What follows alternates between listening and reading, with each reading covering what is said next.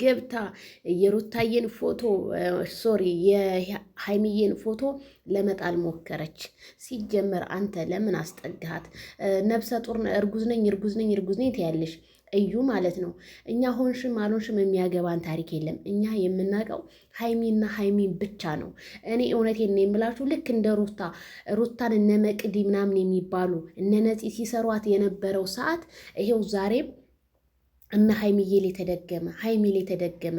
በጣም ነው የሚያሳፍረው። ግን ለምን ያ ፍቅራችሁ ያ ሰላማችሁ፣ ሰላም ይቀድማል ከማንምና ከምንም በላይ ማለት ነው። እና ያ ሰላማችሁን ትታችሁ ዛሬ እንዴት እንደዚህ የተጨመላለቀ ቪዲዮ ብሩኬ ልትሰራ ቻልክ?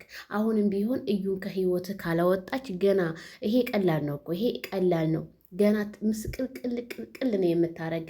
በጣም ብዙ ኮሜንት እያዘነብህ አብሶ የሀይሚ አድናቂዎች በጣም ነው ያዘኑብህ። ምክንያቱም ቡራዬን እንደዚህ የምንጠብቀው ልጅ አይደለም። በጣም ስነስርዓት ያለው ልጅ፣ በጣም ለሴት ልጅ ክብር ያለው ልጅ ዛሬ ግን ክብሩን የት አድርጎት ነው? ሀይሚዬ ለሱ ምን ያልሆነችው ነገር አለ? ዛሬ ግን እሷን ክዶ ከሌላ ሴት ጋር ሲላላጥ ነው ያየ ነው በማለት እንግዲህ የሀይሚ አድናቂዎች ገልጸዋል ማለት ነው። ቡራዬ ወደ ራስ ብትመለስ መልካም ነው።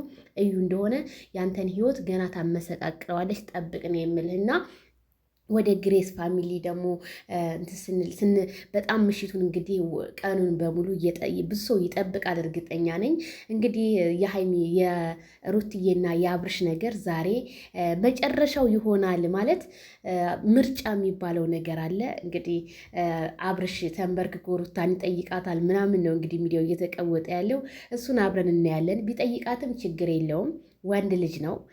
የልጁ እናት ናት። ምንም ችግር የለውም። እስኪ እናያለን። ለማንኛውም ዛሬ ሚዲያውን ቲክቶኩን ጭር አድርገውት ነው የዋሉት። እኔ እንኳን ብዙም አልገባሁኝም ቤተሰብዬ።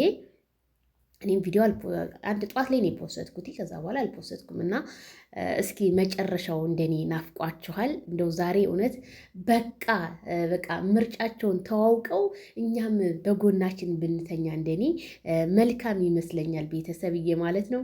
ሩታ እስኪ ዛሬ እንግዲህ እናያለን። ሩታ ያው ዛሬ ያዙኝ ልቀቁኝ አይሆንም ነው የምትለውና እነ ካሌብም እንግዲህ እያጨበጨቡ የአዲስ ፍቅረኛ ለሩታ ሰርፕራይዝ አረጋት እያሉ ነው።